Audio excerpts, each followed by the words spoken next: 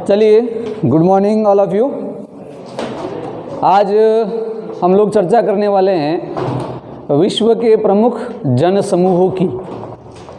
जनसमूह एक ऐसा पर्टिकुलर एरिया या ऐसा एक पर्टिकुलर रीजन होता है, प्रदेश होता है, जिसमें सबसे अधिक आबादी निवास करती है या सबसे अधिक लोग निवास करते हैं। वैसा स्थान क्या कहलाता है?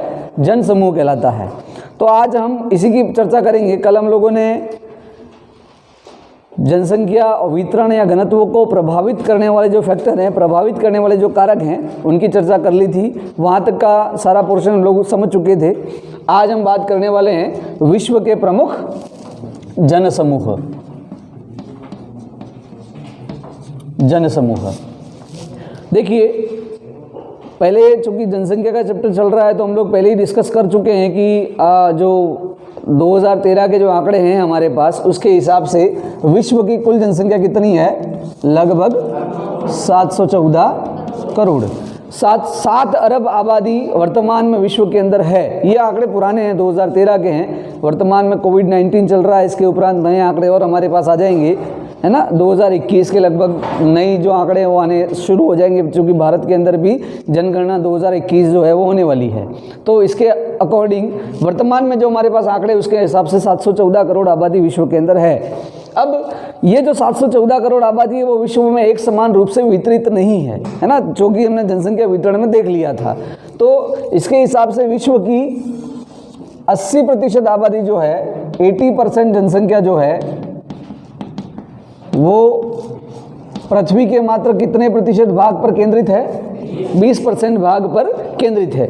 बचा हुआ जो पृथ्वी का 80% हिस्सा है, इस 80% हिस्से पर कितने लोग रह रहे हैं? मात्र 20% जनसंख्या का जो भाग है वो इस 80% भाग में निवास कर रहा है। कारण स्पष्ट है, हम लोग कल समझ चुके थे, क्योंकि 80% जो हिस्सा है वो कहीं ना कहीं मानव के निवास के अनुकूल नहीं है। वहाँ मानव आसानी से, सुविधा युक्त तरीके से, सरल तरीके से नहीं रह पाता, इसलिए यहाँ पे आबादी कम है। ओवरऑल मोटा मोटा स्ट्रक्चर यदि हम देखें तो 50% हिस्सा ऐसा है पृथ्वी का। कितना भाग? 50%। 50% पृथ्वी का एक ऐसा हिस्सा है जहाँ पर कोई नहीं रहता है, अर्थात वह निर्जन क्षेत्र है, वहाँ आबादी बिल्कुल ही नहीं के बराबर है।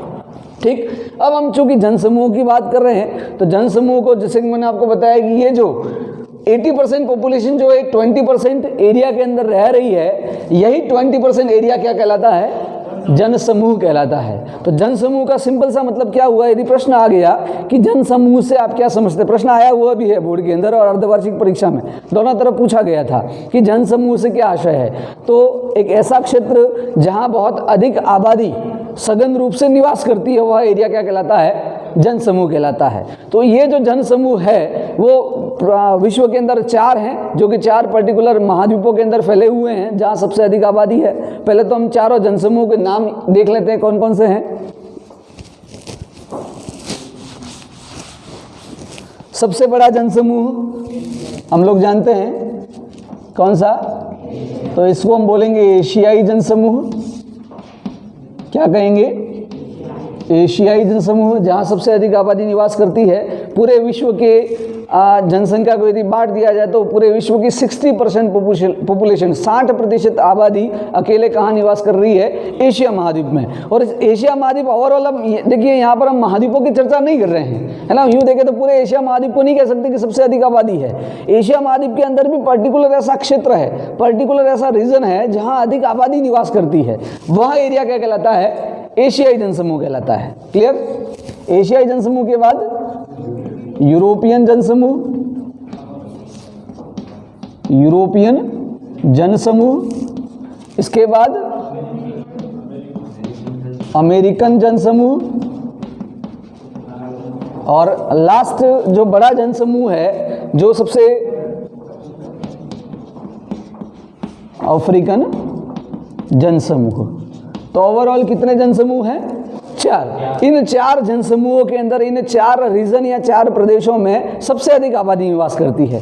अब ये जो जनसमूह, इनकी पहचान महाद्वीप के नाम से है, लेकिन इसको हम पूरा महाद्वीप नहीं बोल सकते हैं। ऐसा नहीं कह सकते कि अफ्रीका के अंदर सबसे अधिक आबादी है या चौथा सबसे अधिक आबादी वाला जो कॉन्टिनेंट है, जो महाद्वीप है, वो अफ्रीका है, ऐसा नहीं कहा जा सकता है ना। अफ्रीका महाद्वीप के अंदर भी पर्टिकुलर ऐसे रीजन है। अफ्रीका महाद्वीप के अंदर जब हम पढ़ेंगे तब मैं बताऊंगा कि 3 ऐसे क्षेत्र हैं जहाँ अफ्रीका महाद्वीप की सबसे अधिक आबादी निवास करती है, जिसको हम अफ्रीकन जनसमूह कहते हैं। क्लियर? 4 जनसमूह कौन कौन से ये पता चल गया। अब पहले एक एक जनसमूह की चर्चा करते हैं। पहले ले लेते हैं हम एशियाई जनसमूह। देखिए, एशिया महाद्वीप के अंदर ये जो एशियाई जनसमूह है,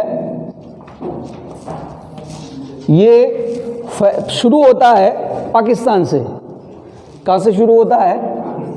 पाकिस्तान से एशियाई जनसमूह शुरू होता है और इसका विस्तार पाकिस्तान से होता हुआ भारत, बांग्लादेश, इधर से म्यांमार, इधर से कोरिया, ताइवान होता हुआ चीन और पहुंच जाता है कहाँ तक? जापान तक। तो एशियाई जनसमूह जो है वो मोटे मोटे 3 बड़े रीजन के अंदर फैला हुआ है। या कह सकते हैं कि एशिया महाद्वीप के अंदर जो सबसे अधिक आबादी है वो 3 बड़े एरिया के अंदर निवास करती है। इन 3 रीजन के अंदर एक तो हो जाएगा हमारा कौन सा? दक्षिण एशिया। कौन सा? दक्षिण एशिया। दक्षिण एशिया के बाद दक्षिणी पूर्वी एशिया और तीसरा पूर्वी एशिया ओनली। ठीक, तो कितने हो गए जनसमूह एशिया महाद्वीप के अंदर? एशियाई जो जनसमूह उसके अंदर 3 बड़े रीजन हैं, 3 बड़े क्षेत्र हैं जहां सबसे अधिक लोग निवास करते हैं। दक्षिण एशिया, दक्षिण पूर्वी एशिया और पूर्वी एशिया। अब दक्षिण एशिया के अंदर कौन कौन से देश हैं? भारत, श्रीलंका, पाकिस्तान, बांग्लादेश, है ना। ये जो सारे के सारे हैं वो कहाँ? नेपाल है आपका। ये सब किस में आ जाते हैं? दक्षिण एशिया के अंदर। फिर दक्षिण पूर्वी एशिया, दक्षिण पूर्वी एशिया के अंदर आ जाएगा आपका इंडोनेशिया है, म्यांमार है ना, वियतनाम है, कंबोडिया है, थाईलैंड है, फिलीपींस है। ये सारे के सारे कहाँ आ जाते हैं? दक्षिण पूर्वी एशिया के अंदर। और पूर्वी एशिया के अंदर आ जाता है चीन है, जापान है, कोरिया है ना। ये सारे देश किस में आ जाएंगे? पूर्वी एशिया के अंदर आ जाएंगे। तो ये जो रीजन है एशिया महाद्वीप का, इसे हम क्या कहते हैं? एशियाई जनसमूह कहते हैं। क्या कहते हैं?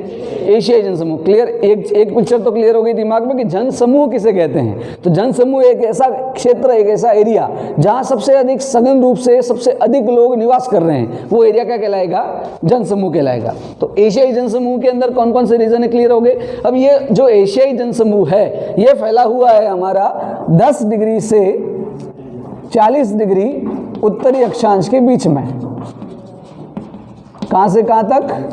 10 डिग्री से 40 डिग्री उत्तरी अक्षांश के बीच में कौन सा जनसमूह फैला हुआ है? एशियाई जनसमूह। देखिए, प्रश्न आ सकता है, बड़ा भी पूछ सकता है कि जनसमूह को समझाइए, है ना। प्रश्न आ गया कि जनसमूह को समझाइए। आपको 4 जनसमूह लिखने पड़ेंगे, एशियाई, यूरोपियन, अमेरिकन और अफ्रीकन। इन 4 जनसमूह की विशेषताएं आपको बतानी है। तो एशियाई जनसमूह जो है वो एक तो 3 बड़े रीजन के अंदर फैला हुआ है। पहली बात जो याद रखने लायक है, कौन सा? दक्षिण एशिया, दक्षिण पूर्वी एशिया और पूर्वी एशिया। दूसरी बात, इसका विस्तार कौन से अक्षांश से कौन से अक्षांश के बीच में है? तो 10 डिग्री से 40 डिग्री उत्तरी अक्षांश के बीच में। अब बात करते हैं कि यहाँ पे अधिक लोग क्यों रहते हैं। तो उसके पर्टिकुलर 3-4 कारण हैं। पहला कारण तो ये है कि ये मानसूनी जलवायु का क्षेत्र है। पहला कारण क्या हो गया?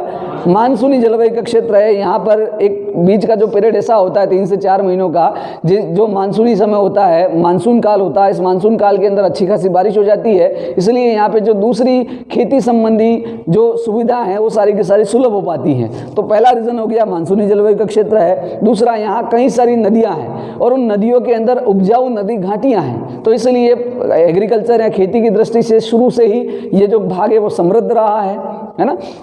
तो इसकी वजह से यहाँ पे क्या है, लोग अधिक निवास करते हैं। तो ये पहला कौन सा हो गया? एशियाई जनसमूह। एशियाई जनसमूह के बाद हम बात करते हैं किसकी? यूरोपियन जनसमूह की। यूरोपियन जनसमूह, यूरोप महाद्वीप जो है आपका, वो क्षेत्रफल की दृष्टि से कौन से स्थान पर आता है? 6ठे स्थान पे। क्षेत्रफल की दृष्टि से 6ठा जो महाद्वीप है वो आपका यूरोप महाद्वीप है, लेकिन जनसंख्या की दृष्टि से यूरोपियन जनसमूह का स्थान दूसरे नंबर पे आता है। अब यूरोप महाद्वीप के अंदर यहीं से आगे ले लेते हैं, ये आपका यूरोप महाद्वीप हो गया, ब्रिटेन समेत। ठीक, अब यूरोपियन जनसमूह का जो विस्तार है वो यूरोप महाद्वीप के पश्चिम की ओर फैला हुआ है। किस तरफ फैला हुआ है? पश्चिम की ओर फैला हुआ है। ठीक, तो यूरोप महाद्वीप का जो पश्चिमी क्षेत्र है, पश्चिमी जो हिस्सा है, यहाँ पे यूरोप महाद्वीप की सबसे अधिक आबादी या विश्व का जो दूसरा सबसे अधिक आबादी वाला जो रीजन है, एरिया है, जो जनसमूह है, वो आपका यूरोप महाद्वीप के अंदर फैला हुआ है। अब इसके अंदर आ जाता है रूस का यूरोपियन हिस्सा। कौन सा हिस्सा? देखिए, यूरोपियन रूस। यूरोपियन रूस। रूस एक ऐसा देश है जो 2 कॉन्टिनेंट के अंदर फैला हुआ है। रूस का एक हिस्सा किस में आता है? यूरोप में आता है, और एक बड़ा हिस्सा किस में आता है? एशिया में आता है। लेकिन एशियाई जो रूस है उसका अधिकांश भाग साइबेरिया में है ना। साइबेरिया में कौन सी जनजाति निवास करती है? एस्किमो, है ना। तो ये जो साइबेरिया वाला जो हिस्सा है वो बर्फ से ढका हुआ है, बर्फीला है, तो इस भाग के अंदर जो जनसंख्या है वो बहुत कम है।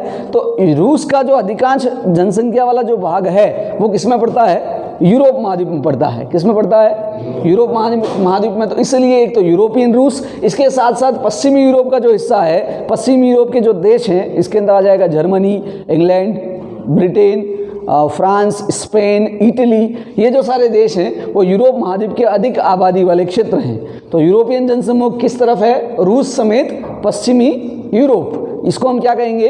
यूरोपियन जनसमूह कहेंगे। अब यहाँ पर अधिक आबादी का कारण एक तो औद्योगिकरण। इस क्षेत्र के अंदर औद्योगिक क्रांति की जो शुरुआत हुई वो कहाँ से हुई थी? यूरोप से हुई थी। तो औद्योगिकरण बहुत अधिक हुआ। फिर समुद्र तटवर्ती एरिया है ना, समुद्र तटवर्ती क्षेत्र है। टेक्नोलॉजी का जो सबसे पहले आविष्कार हुआ, तकनीकी ज्ञान का जो सबसे अधिक विकास हुआ, वो कहाँ से माना जाता है? यूरोप से माना जाता है। तो इसलिए ये जो क्षेत्र है वो अधिक सघन बसा हुआ है, या अधिक आबादी वाला एरिया है। तो यूरोपियन जनसमूह।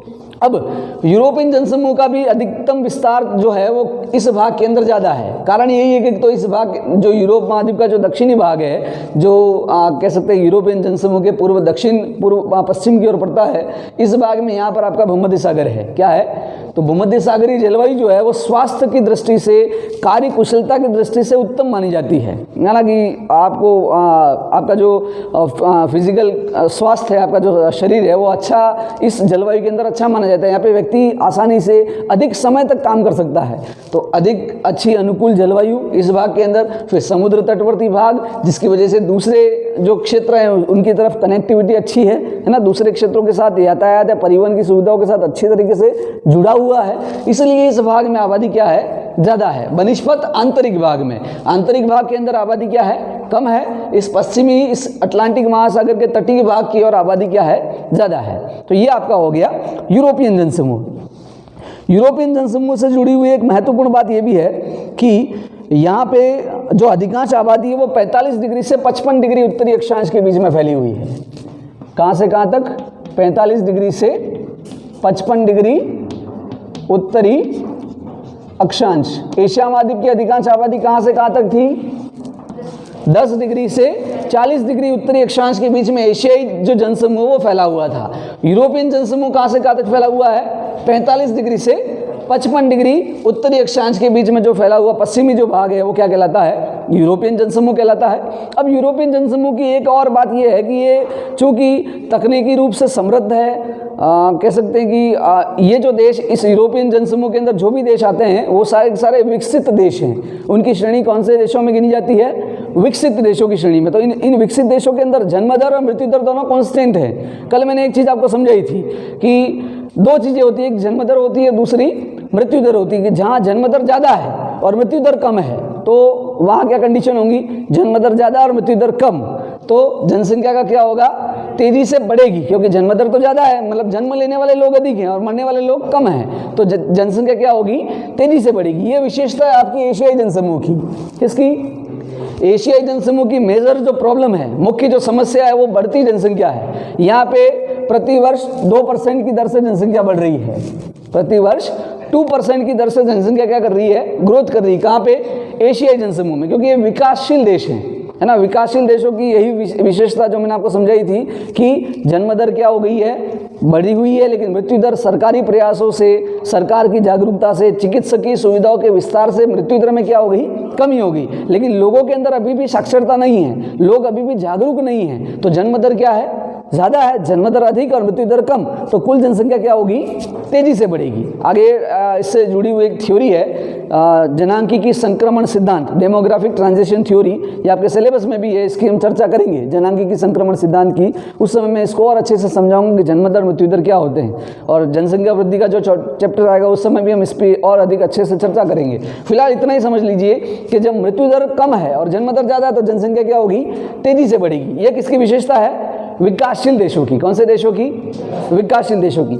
अब यूरोपियन जो देश हैं या यूरोपियन जनसमूह के अंदर जो देश आते हैं वो सारे के सारे कैसे हैं? विकसित हैं। तो यहाँ पे जन्म दर भी कम है और मृत्यु दर भी कम। एक तो आर्थिक रूप से समृद्ध है इसलिए मृत्यु दर क्या है? कम है। आसानी से कोई किसी व्यक्ति को छोटी सी भी बीमारी हो जाती है तो अस्पताल चला जाता है, तो कोई गंभीर बीमारी उसको होती नहीं है। दूसरी बात, आर्थिक रूप से समृद्ध है तो इनका खान पान अच्छा है। खान पान अच्छा होगा तो छोटी मोटी बीमारियों से ये लोग आसानी से लड़ लेते हैं। इनका जो इम्यून सिस्टम होता है वो ज़्यादा स्ट्रॉन्ग होता है, मजबूत होता है ना, तो इसलिए स्ट्रॉन्ग होते हैं। दूसरी बात, इनके अंदर एजुकेशन का जो लेवल है, साक्षरता का जो स्तर है वो बढ़िया है। अच्छे लाइफ स्टाइल को ये लोग जीते हैं, इसलिए इनके अंदर जन्म दर भी क्या है? कम है। तो जन्म दर कम और मृत्यु दर भी कम, तो इसलिए इसकी विशेषता क्या हो गई? कुल जनसंख्या कैसी रहेगी? स्थिर रहेगी। मतलब जन्म लेने वाले लोग और मरने वाले लोग लगभग बराबर हैं, मतलब बहुत कम है। मरने वाले लोग भी बहुत कम है और जन्म लेने वाले लोग भी बहुत कम है। तो जनसंख्या कैसी हो जाएगी? स्थिर हो जाएगी। ये किसकी विशेषता हो गई? यूरोपियन जनसमूह की। किसकी? यूरोपियन जनसमूह की। तो यूरोपियन जनसमूह की याद रखने लायक बातें, एक तो यूरोपियन जनसमूह का विस्तार कहाँ है? तो यूरोप महाद्वीप के पश्चिम में। इसके अंदर कौन कौन से देश आते हैं? एक तो रूस का यूरोपियन हिस्सा, फिर ब्रिटेन है आपका, फिर जर्मनी है, फिर इटली है, स्पेन है, फ्रांस है। ये सारे देश किस में आ जाएंगे? यूरोपियन जनसमूह के अंदर। अब यूरोपियन जनसमूह के अंदर अधिक आबादी वाला देश, यहाँ पे एक चीज़ और याद रखना, सभी जनसमूह के अंदर अधिक आबादी वाले देश कौन कौन से हैं? तो एशियाई जनसमूह में अधिक आबादी वाला देश कौन सा था? चीन। चीन के बाद दूसरा स्थान किसका है? भारत का है। वैसे ही यूरोपियन जनसमूह में सबसे अधिक आबादी वाला देश यदि यूरोपियन जनसमूह के अंदर पूछा जाए तो रूस होगा। कौन सा होगा? रूस। लेकिन रूस का विस्तार यूरोप में भी है और एशिया में भी है। तो रूस के बाद दूसरा सबसे अधिक आबादी वाला देश कौन सा है? जर्मनी। कौन सा हो जाएगा? तो यहाँ याद रखने लायक बात क्या है? तो सबसे अधिक आबादी वाला देश कौन सा है? जर्मनी है। रूस के बाद पहला रूस, दूसरा स्थान जर्मनी का। तीसरी याद रखने लायक बात, इसका विस्तार कहाँ से कहाँ तक है? यूरोपियन जनसमूह का विस्तार 45 डिग्री से 55 डिग्री उत्तरी अक्षांश। और चौथी याद रखने लायक बात, यहाँ जन्म दर और मृत्यु दर दोनों क्या हैं? स्थिर हैं। इसलिए कुल जनसंख्या लगभग कैसी रहती है? स्थिर रहती है। चूंकि ये कौन से देश हैं? विकसित देशों की श्रेणी में आते हैं। क्लियर? एशियाई जनसमूह क्लियर हो गया, यूरोपियन जनसमूह भी समझ में आ गया। तीसरा हम लेते हैं कौन सा? अमेरिकी जनसमूह।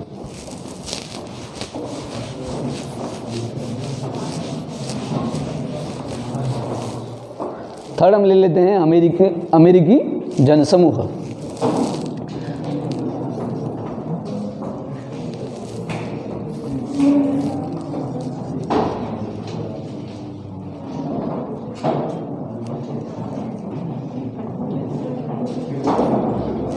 देखिए, अमेरिका महाद्वीप की चर्चा की जाए तो क्षेत्रफल की दृष्टि से इसका स्थान कौन से स्थान पे आता है? एक बार सभी महाद्वीपों की चर्चा कर लेते हैं। क्षेत्रफल की दृष्टि से सबसे बड़ा एशिया, दूसरा स्थान अफ्रीका महाद्वीप। कौन सा?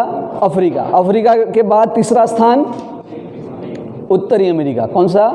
उत्तरी अमेरिका। तो क्षेत्रफल की दृष्टि से तीसरे स्थान पे कौन सा महाद्वीप आ जाता है? आपका उत्तरी अमेरिका महाद्वीप। ठीक। अब उत्तरी अमेरिका महाद्वीप के अंदर 3 बड़े देश हैं। कितने? 3। एक ऊपर की ओर कनाडा, कनाडा से नीचे यूएसए, संयुक्त राज्य अमेरिका, और नीचे की ओर जहां से आपकी गल्फ स्ट्रीम निकलती है, खाड़ी भी है। कौन सी? मैक्सिको की खाड़ी। तो ये कौन सा हो गया? मैक्सिको हो गया। ठीक। तो कनाडा, यूएसए और मैक्सिको। अब यहाँ याद रखने लायक बात यह है कि उत्तरी अमेरिका या अमेरिकी जनसमूह की जो सबसे अधिक आबादी है वो 100 डिग्री पश्चिमी देशांतर के पूर्व में निवास करती है। याद रहेगा, अमेरिकी जनसमूह की अधिकांश आबादियां अमेरिकी जनसमूह का विस्तार किस तरफ है? 100 डिग्री पश्चिमी देशांतर के पूर्व में। अब 100 डिग्री पश्चिमी देशांतर के पूर्व में जनसंख्या अधिक है, यहाँ पर सबसे अधिक सघन आबादी निवास करती है। अब इसके पूर्व में भी कौन सा स्थान? ये वाला हिस्सा, कनाडा का दक्षिणी पूर्वी भाग, अमेरिका का पूर्वी भाग और मैक्सिको का कुछ हिस्सा आ जाता है। ठीक, इस भाग में आबादी कैसी है? सघन है। ठीक, तो अमेरिकी जनसमूह का विस्तार कहाँ है? 100 डिग्री पश्चिमी देशांतर के पूर्व में। अब बात करते हैं इस भाग में 100 डिग्री पश्चिमी देशांतर के पूर्व में ऐसा क्या है कि यहाँ पर आबादी ज़्यादा होती गई। देखिए, एक चीज़ और मैं आपको बता दूं कि अमेरिकी जनसमूह की 90% आबादी, 90% जो जनसंख्या है वो सारी की सारी माइग्रेट है, मतलब प्रवासित है। देखिए, विश्व के अंदर जो प्रवास का जो टॉपिक है वो फिलहाल इस अभी जो कोविड-19 का जो सिलेबस आपका चल रहा है उसमें हटा दिया गया है, लेकिन यहाँ चर्चा कर लेते हैं प्रवास की संक्षेप में, चूँकि यहाँ आ ही गया प्रवास का टॉपिक। इसलिए देखिए, किसी स्थान से दूसरे स्थान की तरफ यदि कोई व्यक्ति जाता है तो उस क्रिया को प्रवास कहा जाता है। मतलब एक स्थान से दूसरे स्थान पर व्यक्ति के जाने की क्रिया जो होगी वो क्या कहलाएगी? प्रवास कहलाएगी। प्रवास को अंग्रेजी में माइग्रेशन कहते हैं। ठीक, तो विश्व के अंदर सबसे अधिक स्थायी प्रवास जो हुए हैं वो यूरोप महाद्वीप से हुए हैं। कहाँ से हुए हैं? देखिए, यदि आपके पास, मैंने पहले कहा आप लोगों के पास एटलस होनी चाहिए, यदि आपके पास एटलस है तो आप लोग उसमें देख सकते हैं कि यूरोप महाद्वीप के जो सारे देश है वो सारे के सारे छोटे हैं। मतलब उनका एरिया जो है, क्षेत्रफल जो है वो कैसा है? छोटा है। अब शुरुआत में ये यूरोप महाद्वीप के जो देश थे वो भी कैसे थे? पिछड़े। देखिए, आज जो देश विकसित है वो पहले कैसा होगा? विकासशील होगा। विकासशील से पहले कैसा होगा? अविकसित होगा। कैसा होगा? मतलब हर जो कंट्री है वो 3 स्टेप से गुजर के अभी वर्तमान स्थिति में आई है। पहले वो अविकसित रही होगी, फिर वो विकासशील देशों की श्रेणी में होगी, फिर वो विकसित देशों की श्रेणी में। भारत की बात करें तो भारत पहले क्या था? अविकसित था। वो अंग्रेजों की नज़रों में, वैसे हम क्या थे? शुरू से ही विकसित रहे हैं। यदि भारत पर इन दूसरे देशों का या दूसरे जो आक्रांता थे उनका आक्रमण नहीं हुआ होता तो भारत को शुरू से ही सोने की चिड़िया, विश्व का गुरु, इस तरह की संज्ञा दी गई है ना। भारत शुरू से ही अग्रणी रहा था। लेकिन उन देशों की गिनती के अंदर यदि हम देखें तो भारत पहले कैसा था? अविकसित था। इसके बाद विकासशील हुआ और आने वाले समय में कैसा हो जाएगा? विकसित हो जाएगा, है ना। तो जितने भी देश हैं, जैसे कि यूरोप की बात करें, अब यूरोप क्या था? पहले अविकसित था, फिर धीरे धीरे वो विकासशील हुआ। औद्योगिक क्रांति के बाद यूरोप के अंदर काफ़ी चेंजेस आए, है ना। औद्योगिक क्रांति की जो शुरुआत है वो यूरोप से मानी जाती है। तो औद्योगिक क्रांति के बाद मशीनों का युग आ गया। मतलब सारा का सारा जो प्रोडक्शन था, सारा जो उत्पादन था, औद्योगिक क्रांति का मतलब यही है कि उद्योगों की स्थापना, नए नए उद्योगों की स्थापना और उद्योगों के अंदर मशीनों का प्रयोग, है ना। पहले जो सारी चीज़ें थी वो हाथों से बनाई जाती थी। भारत के अंदर जो सारी चीज़ें, पहले यदि भारत का एग्जांपल लेकर चले हैं तो भारत में पहले कुटीर उद्योगों का प्रचलन खूब था। अब कुटीर उद्योगों में क्या था? सभी वस्तुएं घर पर बनाई जाती थी, चाहे वो लोहे की वस्तुएं हों, चाहे वो मिट्टी की वस्तुएं हों, बर्तन हो, जो भी चीज़ें हैं वो सारी की चीज़ें, कपड़े हैं, वो सारी चीज़ें पहले घरों के अंदर कुटीर उद्योगों के रूप में बनाई जाने लगी। फिर औद्योगिकरण की शुरुआत हुई। भारत में कुटीर उद्योगों का पतन भी इसी वजह से हुआ। अंग्रेज भारत में आए, औद्योगिक क्रांति की शुरुआत ब्रिटेन से मानी गई, यूरोप से मानी गई, वहाँ से मशीनें कहाँ आई? भारत में। तो भारत का जो कच्चा माल था वो सारा का सारा कहाँ भेजा जाता था? ब्रिटेन भेजा जाता था, है ना। जो जल परिवहन है उसकी सहायता से, तो भारत का कच्चा माल ब्रिटेन जाता था। ब्रिटेन के अंदर मशीनों से उस माल को तैयार, उससे कुछ नई रेडीमेड वस्तु बनाकर उनको फिर भारत के अंदर एक बाजार के रूप में लाकर बेचा जाता था।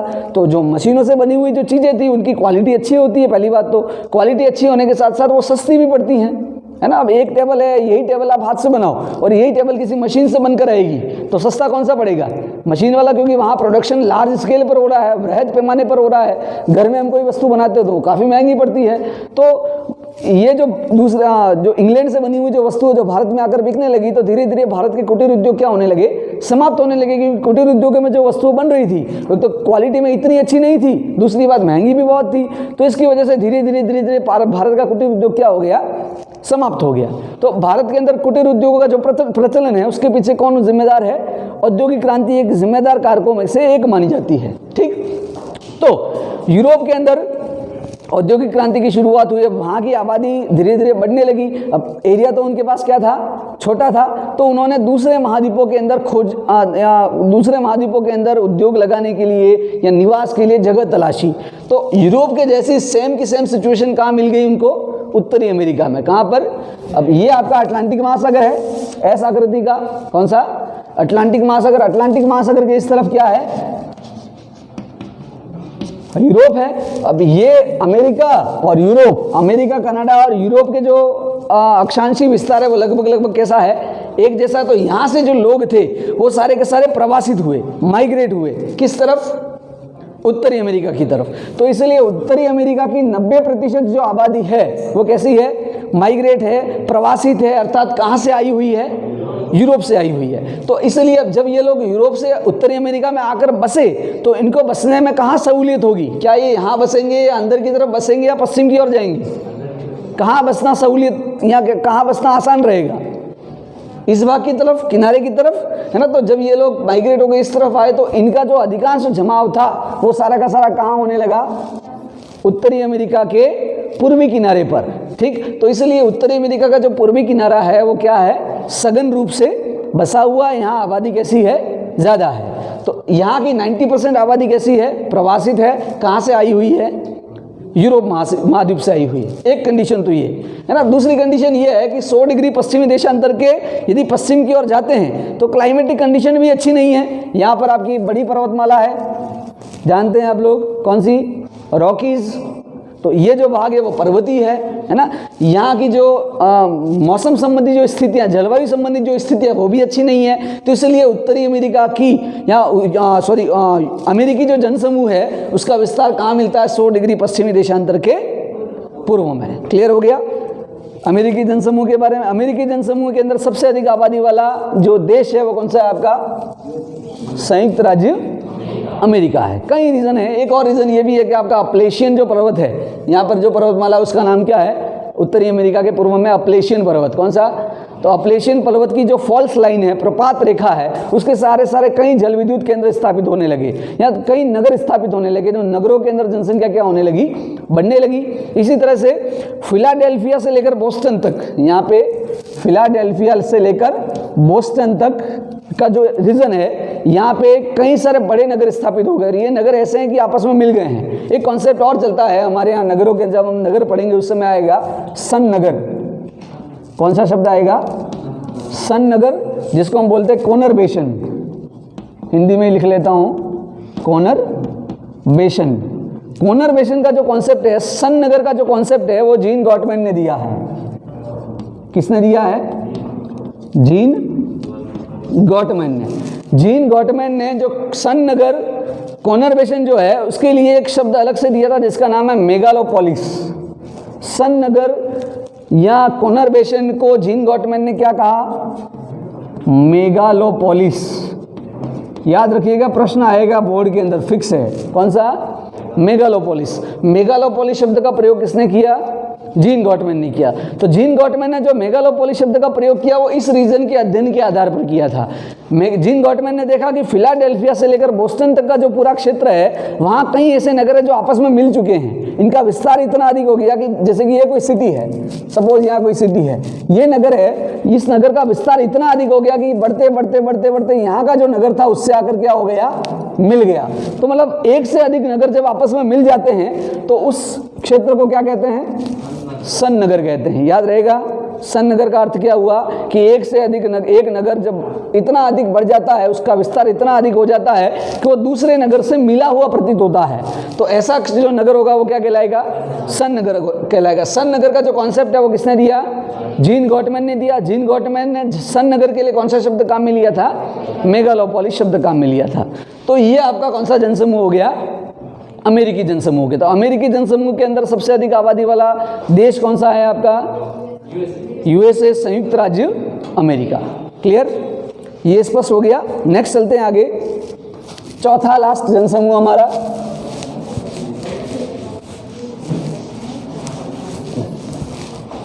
चलिए चौथा जनसमूह है हमारा अफ्रीकी जनसमूह।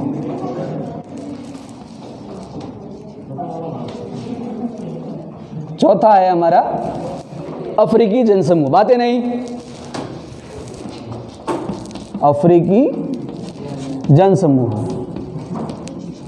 देखिए, चूंकि अफ्रीका महाद्वीप क्षेत्रफल की दृष्टि से दूसरा सबसे बड़ा महाद्वीप है, ये अफ्रीका महाद्वीप क्षेत्रफल की दृष्टि से दूसरा सबसे बड़ा महाद्वीप है, लेकिन जनसंख्या की दृष्टि से पिछड़ा हुआ है। जनसंख्या की दृष्टि से देखें, आर्थिक दृष्टि से देखें तो अफ्रीका महाद्वीप कैसा है, पिछड़ा हुआ। और ओवरऑल अफ्रीका महाद्वीप का अधिकांश भाग जो है वो निवास योग्य नहीं है, क्योंकि कई सारे बड़े बड़े मरुस्थल हैं। एक तो विश्व का सबसे बड़ा मरुस्थल कौन सा, सहारा, ये इस भाग में स्थित है। अफ्रीका महाद्वीप में तो अधिक, जो अफ्रीका महाद्वीप का कई बड़ा जो रीजन था, बड़ा जो क्षेत्र था, वो किस में चला गया, सहारा मरुस्थल के अंदर। एक नीचे बेचुआना लैंड के अंदर एक और मरुस्थल हिस्सा है जहां हमारी बुशमैन जनजाति रहती है, कौन सा था, कालाहारी मरुस्थल। ठीक, तो मतलब कहने का अर्थ ये, एक तो दो बड़े डेजर्ट हो गए इस रीजन के अंदर, फिर जो अफ्रीका महाद्वीप का जो बीच का हिस्सा है ना, वहां से कौन सी रेखा गुजरती है, 0 डिग्री भूमध्य रेखा। मैंने पहले ही बता रखा है कि एक ऐसा कॉन्टिनेंट जहां से तीनों प्रधान अक्षांश रेखाएं 0 डिग्री, 23.5 डिग्री उत्तरी अक्षांश और 23.5 डिग्री दक्षिणी अक्षांश, अर्थात कर्क रेखा, भूमध्य रेखा और मकर रेखा, तीनों जिस महाद्वीप से गुजरती है वो महाद्वीप कौन सा है, हमारा अफ्रीका महाद्वीप है। तो अब भूमध्य रेखा यहाँ से गुजरेगी तो यहाँ का जो क्लाइमेट होगा, यहाँ की जलवायु होगी, वो कैसी होगी, बहुत अधिक गर्म और बहुत अधिक आर्द्र। तो बहुत अधिक गर्मी और बहुत अधिक आर्द्रता के कारण यहाँ पे सघन वन पाए जाते हैं। तो ये भाग भी कैसा हो गया, मानव निवास के अनुकूल नहीं है। अब हमने देखा था कि ऐसे रीजन जहाँ मानव आसानी से नहीं रह सकता है, या मानव सुलभता से नहीं रह सकता, ऐसे रीजन कौन कौन से थे, या तो बहुत ठंडे क्षेत्र, या बहुत गर्म क्षेत्र अर्थात मरुस्थल, या गर्म के साथ साथ अधिक आर्द्रता वाले, जहाँ बारिश भी ज़्यादा है और गर्मी भी बहुत ज़्यादा है। वहाँ पे जो धरातल होगा वो कैसा होगा, वनस्पति से ढका हुआ होगा, तो वहाँ पे भी रहना मानव के लिए मुश्किल हो जाएगा, क्योंकि वहाँ पे ह्यूमिडिटी, आर्द्रता बहुत ज़्यादा होगी। आर्द्रता के अंदर गंभीर बीमारियाँ पनपती हैं, तो इसलिए उस क्षेत्र के अंदर रहना भी क्या हो जाता है, मुश्किल हो जाता है। तो ये जो रीजन है, इस भाग में भी क्या है, मानव का निवास अनुकूल नहीं है। तो अफ्रीका महाद्वीप का अधिकांश हिस्सा ऐसा जहां मानव निवास आसानी से, सुलभता से संभव नहीं हो पाता है, क्योंकि अनुकूलतम जलवायु नहीं है। तो अफ्रीका महाद्वीप के अंदर 3 ऐसे रीजन हैं, 3 ऐसे क्षेत्र हैं जहां जनसंख्या निवास करती है। यहाँ जनसंख्या का जो केंद्र है वो ज़्यादा है, जिसको हम अफ्रीकी जनसमूह कहते हैं। कितने रीजन, 3। नंबर 1, पहला नील नदी घाटी क्षेत्र, पहला कौन सा, नील नदी घाटी क्षेत्र। दूसरा है जाम्बिया और नाइजर, जाम्बिया नाइजर घाटी क्षेत्र। कौन सा, जाम्बिया से नाइजर घाटी के बीच का जो रीजन है, एक तो वो क्षेत्र जो मानव के निवास के अनुकूल है, यहाँ पर अफ्रीकी जनसमूह है, यहाँ जो लोग ज़्यादा रहते हैं। और तीसरा दक्षिण अफ्रीका का दक्षिणी और पूर्वी हिस्सा। कौन सा हिस्सा, दक्षिण अफ्रीका का दक्षिणी पूर्वी भाग। ठीक, तो अफ्रीकी जनसमूह की अधिकांश आबादी कितने रीजन के अंदर रहती है, 3। सभी स्पष्ट हो गए, फिर से रिवाइज कर लेता हूं मैं, है ना, लास्ट में एक बार वापस सबको एक बार रिवाइज कर लेंगे एक साथ। फिलहाल इसको समझ लेते हैं। अफ्रीकी जनसमूह की आबादी कितने रीजन में रहती है, 3। पहला नील नदी घाटी क्षेत्र, दूसरा जाम्बिया नाइजर घाटी क्षेत्र, और तीसरा दक्षिण अफ्रीका का दक्षिणी पूर्वी हिस्सा। अब तीनों को समझ लेते हैं। पहले नील नदी घाटी क्षेत्र। नील नदी का जो घाटी क्षेत्र है, या नील नदी का जो मुहाना है, मतलब मुहाना किसको, नदी का मुहाना कौन सा कहलाता है, जहाँ नदी समुद्र में मिल जाती है, वह क्षेत्र क्या कहलाता है, मुहाना या फिर डेल्टा। तो नील नदी का जो डेल्टा है वो मिस्र के अंदर है। कहाँ है, मिस्र के अंदर। अब हम लोग जानते हैं कि जो नदी घाटियाँ होती हैं वो उपजाऊ मैदान वाली होती हैं। पहली बात, वहाँ की जो मिट्टी होती है वो जलोढ़ होती है, उपजाऊ होती है। दूसरी बात, वहाँ जो पानी की सुलभता है, जल की जो प्राप्ति है वो आसानी से हो जाती है। तो इसलिए वो क्षेत्र प्राचीन काल से ही क्या है, सघन बसे हुए हैं, है ना। जो मिस्र की जो सभ्यता है हमारी, वो इसी नील नदी के घाटी बसी हुई थी, जो प्राचीन काल से ही सघन बसा हुआ क्षेत्र है।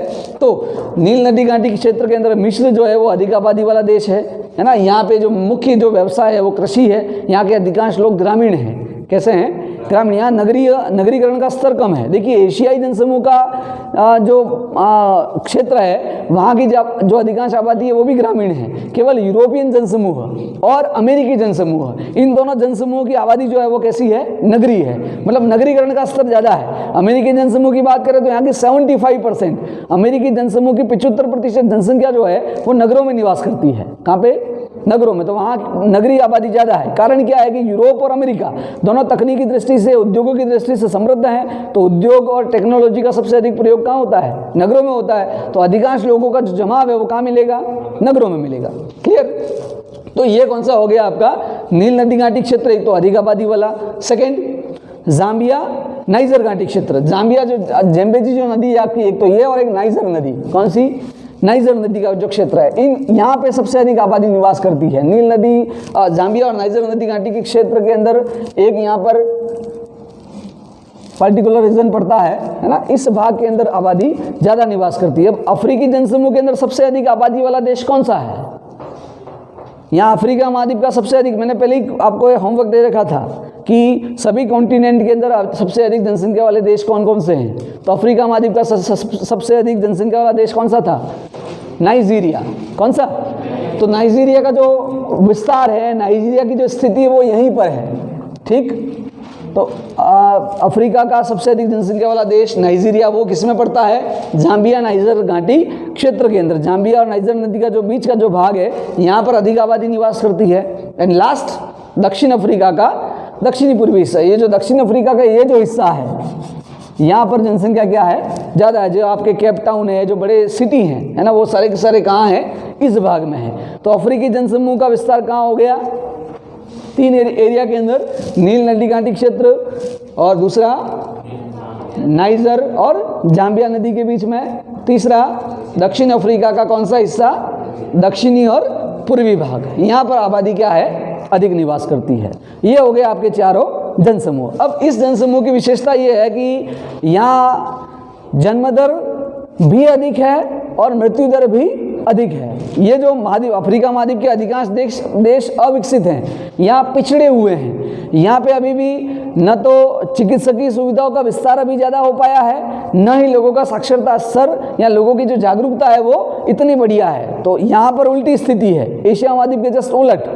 यहाँ यूरोप महाद्वीप की उल्टी। यूरोप महाद्वीप में क्या था? जन्म दर भी कम थी और मृत्यु दर भी कम थी। यहाँ पे जन्म दर भी ज़्यादा है और मृत्यु दर भी ज़्यादा। तो यहाँ पर भी जनसंख्या कैसी होगी? स्थिर। जितने लोग जन्म ले रहे हैं उतने ही लोग गंभीर बीमारियों से या किसी भी कारण से मर रहे हैं। तो जनसंख्या कैसी हो जाएगी? स्थिर हो जाएगी। तो सबसे अधिक बढ़ती आबादी की जो समस्या है वो कौन से महाद्वीप के सामने है? एशिया। किसके सामने? भाई यूरोप और अमेरिका में तो जितने बहुत कम लोग जन्म लेते हैं और बहुत कम लोग मरते हैं क्योंकि समृद्ध हैं, तो वहाँ पे आबादी बढ़ नहीं रही है, कांस्टेंट है। अफ्रीकी जनसमूह के अंदर बहुत ज़्यादा लोग जन्म भी ले रहे हैं और बहुत ज़्यादा लोग मर भी रहे हैं, तो जनसंख्या कैसी हो जाएगी? स्थिर। एशिया का उल्टा है, मरने वाले लोग तो कम हैं क्योंकि चिकित्सकीय सुविधाओं का विस्तार हो गया है, लेकिन जन्म लेने वाले लोगों की संख्या क्या है? अभी भी ज़्यादा है। जन्म दर की समस्या अधिक है, तो जनसंख्या यहाँ क्या हो रही है? तेजी से बढ़ रही है। तो बढ़ती जनसंख्या की समस्या किसके सामने है? एशियाई जनसमूह के सामने है। क्लियर? चारों जनसमूह समझ में आ गए। एशियाई जनसमूह का विस्तार 10 डिग्री से 40 डिग्री उत्तरी अक्षांश के बीच में है। 3 प्रमुख रीजन है, दक्षिण एशिया, दक्षिण पूर्वी एशिया और पूर्वी एशिया। ठीक, बढ़ती आबादी यहाँ की प्रमुख समस्या है। अधिकांश जो लोग हैं यहाँ गाँवों में हैं, खेती का काम, कृषि प्रधान अर्थव्यवस्था है एशियाई जनसमूह की। केवल जापान को छोड़ दें, जापान एकमात्र एशियाई जनसमूह का विकसित देश है जो उद्योगों पर निर्भर करता है। कौन सा कंट्री?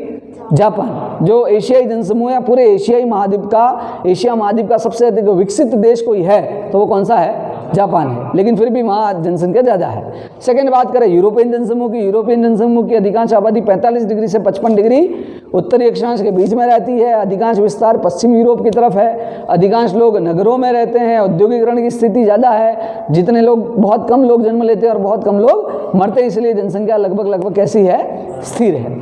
तीसरी बात करें अमेरिकी जनसमूह की, तो अमेरिकी जनसमूह का जो विस्तार है वो 100 डिग्री पश्चिमी देशांतर के पूर्व की तरफ है ना। यहाँ आपकी अधिकांश जनसंख्या कैसी है? प्रवासित है, अर्थात यूरोप महाद्वीप से आई हुई है ना। यहाँ के मूल निवासी बहुत कम हैं, अधिकांश विस्तार पूर्व की तरफ है उत्तरी अमेरिका के। कारण क्या है कि जो प्रवासित लोग जो आए थे उनको बसने में उस भाग में सहूलियत थी, है ना। कनेक्टिविटी यूरोप से, यहाँ अपने मूल निवास से जो इनकी जो कनेक्टिविटी थी उत्तरी अमेरिका में, जो यूरोप से लोग आए थे अपने क्षेत्र की तरफ आने जाने के लिए भी सुविधा वहाँ से ज़्यादा बढ़िया थी, इसलिए वो लोग वहीं पर बस गए। तो ये हो गया आपका अमेरिकी जनसमूह। और लास्ट अफ्रीकी जनसमूह। अफ्रीकी जनसमूह का विस्तार 3 एरिया के अंदर है, नील नदी घाटी क्षेत्र, जाम्बिया नाइजर नदी क्षेत्र और दक्षिण अफ्रीका का दक्षिणी पूर्वी भाग। क्लियर? जनसमूह हमारा स्पष्ट हुआ। उतार लीजिए नोट्स में इसको जल्दी से। चलिए